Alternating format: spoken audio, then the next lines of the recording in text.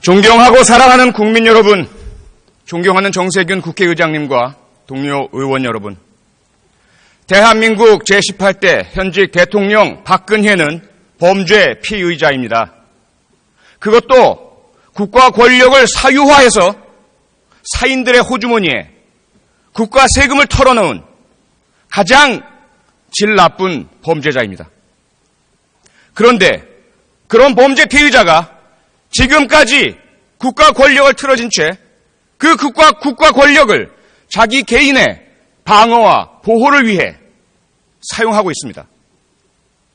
대한민국 국민들께서는 이 상황을 도저히 받아들일 수가 없다고 하십니다. 매주 100만 명이 넘는 국민께서 차가운 광장에 모여 촛불을 들고 계십니다. 지금 여론조사 결과는 80% 이상의 국민이 즉시 박근혜 대통령을 탄핵하라고 요구하고 있습니다. 국회에 요구하고 있습니다. 그런데 지금 국회는 무엇하고 있습니까? 국민들은 국회를 직무유기로 고발하고 있습니다. 질서 있는 퇴진, 명예로운 퇴진 다 좋습니다. 이미 오래전에 국민과 야당이 제안했던 것 아닙니까? 그 제안이 있을 때마다 헌신짝처럼 내버린 것은 바로 박근혜 본인이었습니다. 그리고 이미 3차례 담화를 통해 자기가 한 말을 뒤집고 거짓말을 하길 반복하고 있습니다. 검찰 수사, 특검 수사 받겠다.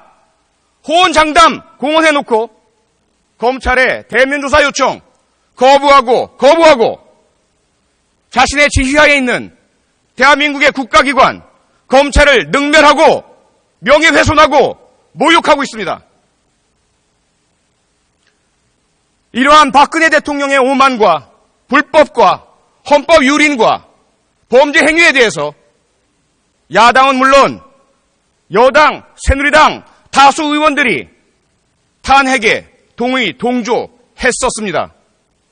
하지만 지난 3차 담화 이후 균열이 생겼습니다. 그렇게 소리 높여 박근혜 대통령을 1분 1초도 그 자리에 두어서는 안 된다라고 주장하던 국가와 국민을 위해서 박근혜 대통령은 바로 내려와야 한다고 요구하고 주장하던 새누리당 의원들의 입장이 바뀌었습니다. 야당 일부에서도 의견의 변화가 감지되고 보도되기 시작했습니다. 저는 가만히 있을 수 없었습니다. 대한민국 국회의원의 한 사람으로서 국민이 뽑아주신 국민의 대표로서 저도 그 직무유기의 행렬에 공범으로 동참할 수 없었습니다.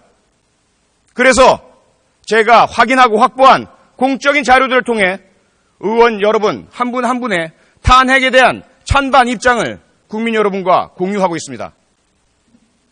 그 결과 많은 의원들께서 여러 국민들의 전화 연락을 받으시고 불편하다는 이야기를 들었습니다. 그 부분에 대해서는 진심으로 사과의 말씀을 드리겠습니다. 아울러 오늘 안전행정위원회 회의 도중 제가 평소 좋아하고 사랑하고 존경하는 장제원 의원과 감정적인 싸움까지 하는 상황에 처했습니다. 그 부분 역시 개인적으로 장제원 의원께 공개적으로 사과드리겠습니다. 하지만 국회가 제 기능을 할 때까지 박근혜 대통령에 대한 탄핵 소추안에 그 발의안에 누가 서명하고 누가 서명하지 않는지 누구의 서명 때문에 누구의 서명 불참 때문에 탄핵안 발의가 이루어지지 못하는지 그리고 그 탄핵 소추안에 대해서 누구의 불참으로 인해서 의결이 이루어지지 못하는지는 분명히 제가 끝까지 국민과 공유해야 하겠습니다. 그에 대한 책임은 분명하고 명확하게 지겠습니다.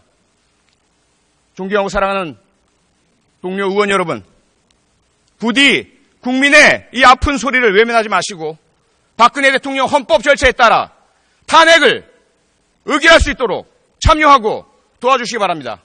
고맙습니다. 네, 표창원 의원 수고하셨습니다.